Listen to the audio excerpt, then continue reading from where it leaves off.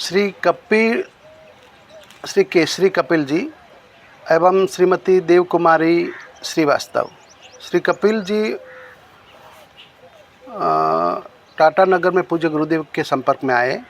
उसके बाद लगातार संपर्क में रहे, क्षेत्र से ही समयदान करते रहे। गुरुदेव के साथ बिटोलियों में जाने का सौभाग्य मिला।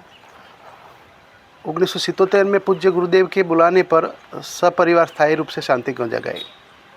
काल को भी मुट्ठी में रखने वाले महाकाल हमारे गुरुदेव श्री केसरी कपिल जी नो आ अनुभूति है।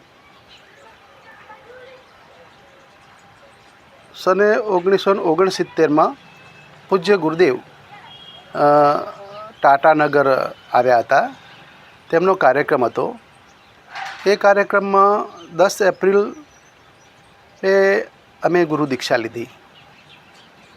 એ દિવસમાં ગુરુદેવ પુષ્પાંજલિ પોતાના હાથમાં લેતા હતા।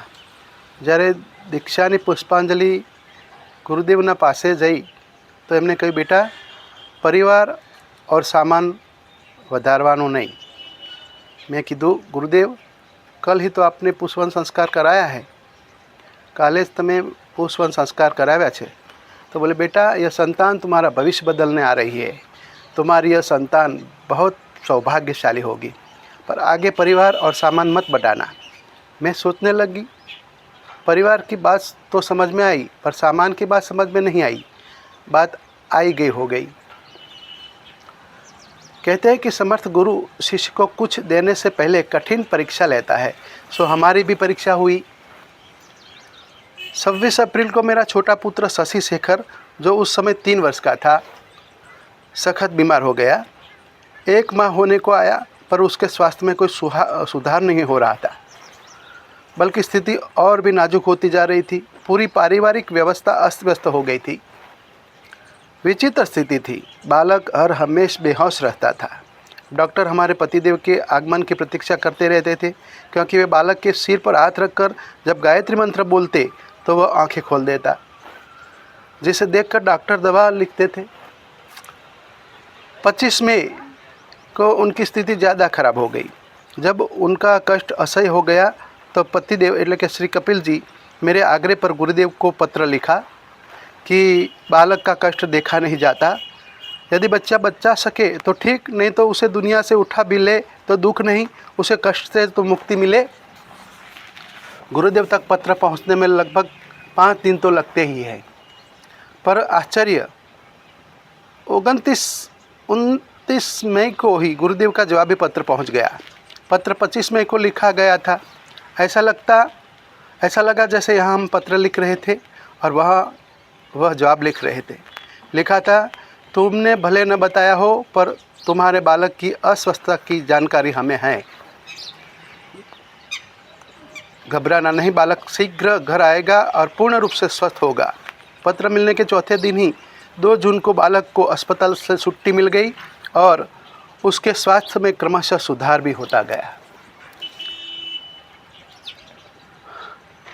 जून 1969 में मथुरा में 9 दिवसीय गायत्री अनुष्ठान सत्र पूज्य गुरुदेव के सानिध्य में चल रहे थे।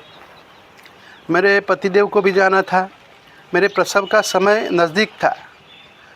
तीनों बच्चे भी छोटे ही थे। पतिदेव की अनुपस्थिति में सब व्यवस्था कैसे होगी, मुझे चिंता सताए जा रही थी। एक रात हम दोनों ने स्वप्न में देखा कि श्वेतांबर महिला हमारे आंगन का चक्कर काटकर मेरे कमरे में आकर कहने लगी, तू क्यों चिंता करती है, मैं तो तेरे पास आ गई हूँ, तुम्हारी देखभाल मैं करूँगी। उसी दिन शाम को मेरी ननद हमारे घर आ गई और मेरे पतिदेव मेरी जिम्मेवारी उन्हें सौंपकर मथुरा के लिए रवाना हो गए। पतिदेव से जाते समय मैंने निवेदन किया था कि आपकी उपस्थिति में ही प्रसव होता तो मैं निश्चिंत रहती। कृपया पूज्य गुरुदेव को मेरा ये संदेश दे दीजिएगा। श्री कपिल जी ने तपोभूमि मथुरा में पहुंचकर जब गुरुजी से सब बात बताई तो गुरुजी ने कहा कि घर की चिंता अब तुम्हारी नहीं, वहाँ की देखरेख हम कर लेंगे। तुम यहाँ अनुष्ठान करो और यदि तुम्हारी पत्नी की इच्छा है कि प्रसव तुम्हारी उपस्थिति में ही हो तो मैं उसका प्रसव काल 1 महीने आगे बढ़ा देता हूँ। इधर हमारे आश्चर्य और प्रसन्नता का ठिकाना नहीं था। 12 दिन मेरे पतिदेव हमसे दूर रहे, किंतु प्रत्येक दिन गुरुदेव और वंदनी माता जी मुझे हर पल अपनी उपस्थिति का आभास कराते रहे। कभी कभी तो गुरुजी का कुर्ता पृष्ठ दिखाई देता। गुरुजी ने पूरे दर्शन तो नहीं हुए, गुरुजी के पूरे दर्शन तो नहीं हुए, पर उनका बराबर एहसास होता रहा। माता जी तो घर में घूमते हुए अपने बच्चों के बिस्तर पर लेटी हुई अक्सर ही दिखाई देती। उन्हें बच्चों के बिस्तर पर देखकर मुझे लगता कि बच्चे निरंतर बिस्तर गंदा कर देते हैं, कभी कभी गीला भी कर देते हैं, फिर भी माताजी उस पर आनंद से लेट जाती है।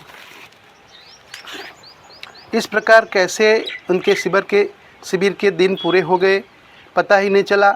यह मथुरा से लौट आए। हमारी छोटी बेटी करुणा का जन्म भी 10वें महीने में उनके लौटने पर ही हुआ, और सच में यही से मेरे भाग्य का बदलाव भी प्रारंभ हो गया। ये अनुभूति श्री केसरी कपिल जी एवं श्रीमती देव कुमारी श्रीवास्तव जी की है।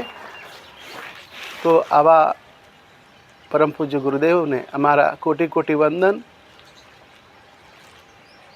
गुरु ब्रह्मा गुरु विष्णु गुरुदेवो महेश्वर गुरु साक्षात परिब्रह्मा तस्मै श्री गुरुवे नमः। चंदन वाला में पाटणना। जय गुरुदेव, जय माता जी।